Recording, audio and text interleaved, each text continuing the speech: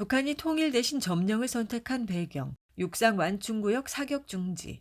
1월 28일 연합뉴스 보도에 따르면 군은 당초 2월 중 육상 완충구역에서 포병 사격을 검토했는데 이를 잠정 보류했다고 합니다. 군은 북한이 아직 육상 완충구역에서 훈련하지 않고 있는데 우리 군이 먼저 훈련하면 북한의 도발의 빌미를 줄 수 있다는 우려를 이유로 들었습니다. 1월 초에 있었던 해상 완충구역 포격은 북한이 먼저 포사격을 했기 때문에 맞대응한 것이라는 설명도 덧붙였습니다. 그러면서 군 고위 관계자는 북한의 행동에 대해 행동 대 행동 원칙에 따라 상응 조치를 해왔다고 설명했습니다. 그런데 군의 해명을 들으면 오히려 의문이 커집니다. 군은 연말 연초에 육지와 해상에서 전례 없는 훈련을 집중해서 진행했습니다. 이건 북한이 먼저 무슨 훈련을 한 것에 대응한 게 아니었습니다. 군 당국도 각 군에서 자율적으로 훈련하는 것이라면서 북한에 대응한 훈련이 아니라고 하였습니다. 왜 이때는 북한이 먼저 훈련하지 않았는데 우리가 고강도 훈련을 했나요? 그리고 지금은 왜 북한이 먼저 훈련하지 않으니 우리도 훈련하지 않는다고 하는 걸까요? 군은 북한이 서해에서 포사격을 진행하자 1월 8일 적대행위 중지구역은 더 이상 존재하지 않는다라며 해상은 물론 육상 완충구역 내 훈련을 재개하겠다고 선언했습니다. 그때는 북한의 포사격에 맞대응해 육상에서도 포사격을 하겠다고 하고서 왜 지금은 훈련하지 않겠다고 하는 건가요?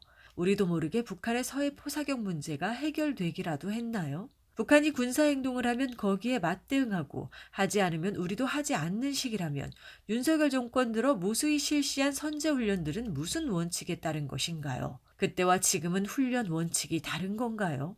지난해 북한이 정찰위성을 발사하고 10여일 후 한국도 정찰위성을 궤도에 올린 일이 있었습니다. 군 당국이 내세운 행동 대 행동의 원칙대로면 북한이 한 행동과 똑같은 행동을 우리도 했으니 그걸로 끝날 일인데 왜 9.19 남북 군사합의 일부 조항을 중지했을까요? 군 당국의 해명은 앞뒤가 맞지 않고 원칙도 일관성도 없습니다. 꼬리는 내렸지만 전쟁 포기는 아니야. 군 당국이 28일 육상 완충구역 내 사격 훈련을 중지한 건 누가 봐도 우리 군이 꼬리를 내린 것입니다.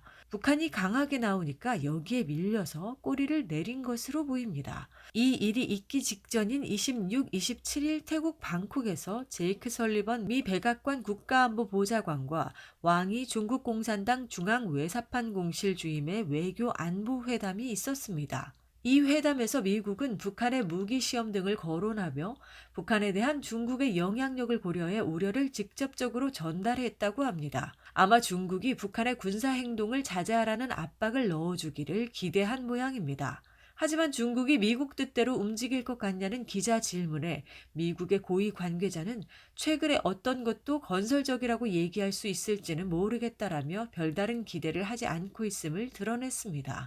중국은 아예 회담 관련 공식 발표문에 북한 문제를 빼버렸습니다. 혹시나가 역시나인 셈입니다. 흥미로운 건 중국 외교부가 26일 순 웨이둥 부부장의 방북 결과를 설명하면서 북중이 모든 수준에서 전략 소통을 강화하는 데 동의했다라고 밝힌 점입니다. 어쩌면 미중 외교 안보 회담에서 중국은 북한의 의도를 미국에 설명해 줬을 수도 있습니다. 북한의 의도는 비밀이 아니고 모두 알고 있는 것입니다. 북한은 만약 한미가 군사 도발을 하면 전면적으로 남쪽을 점령하고 미국에는 재앙을 안기겠다라고 공개적으로 선언했습니다. 아마 미국은 중국을 통해 이 선언이 빈말이 아니고 진심이라는 것을 확인했을 수 있습니다. 그래서 깜짝 놀라 서둘러 윤석열 정권에 훈련 중단을 지시했을지도 모릅니다. 물론 북한에 밀려서 중단한다는 것을 드러내면 망신이니 이런저런 명분을 생각하다가 북한이 안 쏘니 우리도 안 쏜다는 식으로 둘러댄 것이 아닐까요? 그런데 미국이 정말 전면전이 걱정되고 피해야겠다고 여긴다면 아예 훈련을 중지하고 북한의 평화협상을 선제 제안하면 될 일인데 왜 그렇게는 하지 않을까요? 한미 국민들도 다 좋아할 일인데 말입니다. 아마 미국은 전쟁 계획을 포기할 수 없기 때문일 것입니다. 미국은 오랜 기간 북한과 전쟁을 하려고 시도했지만 결국은 포기했습니다. 1994년에도 2017년에도 전쟁 접경까지 갔지만 끝내 포기했습니다. 그래서 어떤 이들은 전쟁 위기가 심각하긴 하지만 시간이 지나면 이전처럼 또 진정 국면으로 넘어갈 것이다 라고 여기기도 합니다. 그러나 지금은 이전과 다릅니다. 중요하게는 북한의 반응이 이전과 다릅니다. 북한의 반응이 다른 건 지금의 전쟁 위기가 과거의 위기와 다르기 때문입니다. 1994년이나 2017년만 해도 미국은 경제 상황이 지금처럼 심각하지 않았고 세계 패권도 지금처럼 심각하게 무너지지 않았으며 북중러도 지금보다는 위협적이지 않았습니다. 그러나 지금은 미국이 모든 면에서 급격히 몰락하고 있습니다. 심지어 내부 정치 혼란마저 심각합니다. 미국의 역사가이자 정치평론가인 댄 라자르는 248년 역사의 미국이 우리 눈앞에서 무너지고 있다라고 개탄하기까지 했습니다. 미국의 패권이 몰락하는 반면 북중러 연대는 공고해지면서 세계의 중심으로 급부상하고 있습니다.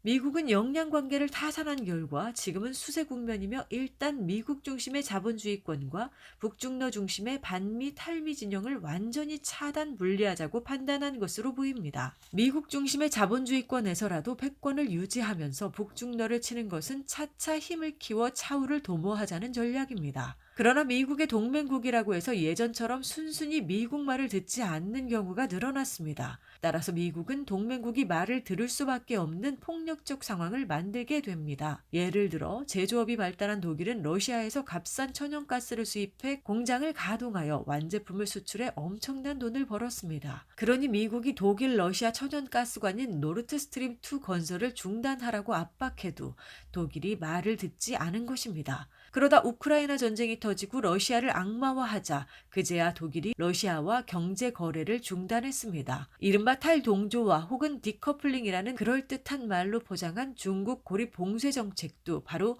이런 취지에서 나온 것입니다. 지금 전 세계 많은 나라들이 중국과 무역을 하면서 많은 경제적 혜택을 누리고 있습니다. 그러니 미국의 중국 고립 봉쇄 정책이 먹히지 않습니다. 심지어 미국 기업들도 중국과 거래를 유지해야 한다며 자국 정책에 반기를 들고 있습니다. 세계 최대 부자인 일론 머스크 테슬라 최고 경영자는 중국을 방문해 중국 고립 봉쇄 정책에 반대한다. 중국에서 사업을 계속 확장하겠다며 중국 사랑을 내세웁니다. 이런 분위기를 일거에 뒤집으려면 중국 대만 사이에 전쟁이 터져줘야 합니다. 미국은 대만을 침략한 중국이라는 악마화를 통해 각국이 그리고 미국 기업까지도 중국과 거래를 못하게 막고 싶을 것입니다.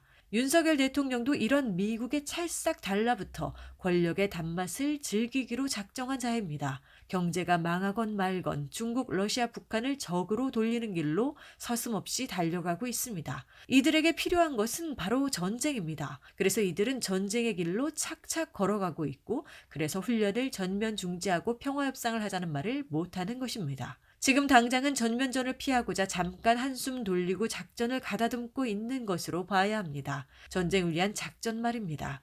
북한이 통일을 점령으로 전환한 이유. 이런 관점으로 보면 연중 무휴로 진행하는 한미연합훈련, 미국의 핵 전략무기 한반도 전개, 한미일 연합훈련, 여러 나라가 참여하는 다국적 훈련 등 한반도에서 진행되는 전쟁 위기 고조의 현상을 잘 해석할 수 있습니다.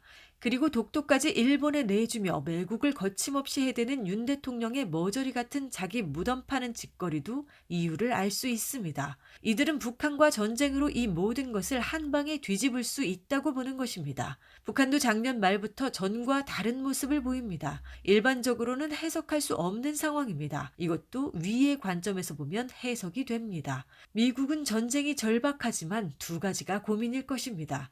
하나는 주한미군의 존재입니다. 한반도에서 전쟁이 나면 주한미군은 자동 개입하게 됩니다. 북한은 주한미군 기지에도 핵미사일을 날릴 것이며 미국 역시 핵미사일을 맞고 대응하지 않을 수는 없습니다. 그러면 한반도에서 전쟁을 시작해도 결국은 북미 전면전이 됩니다.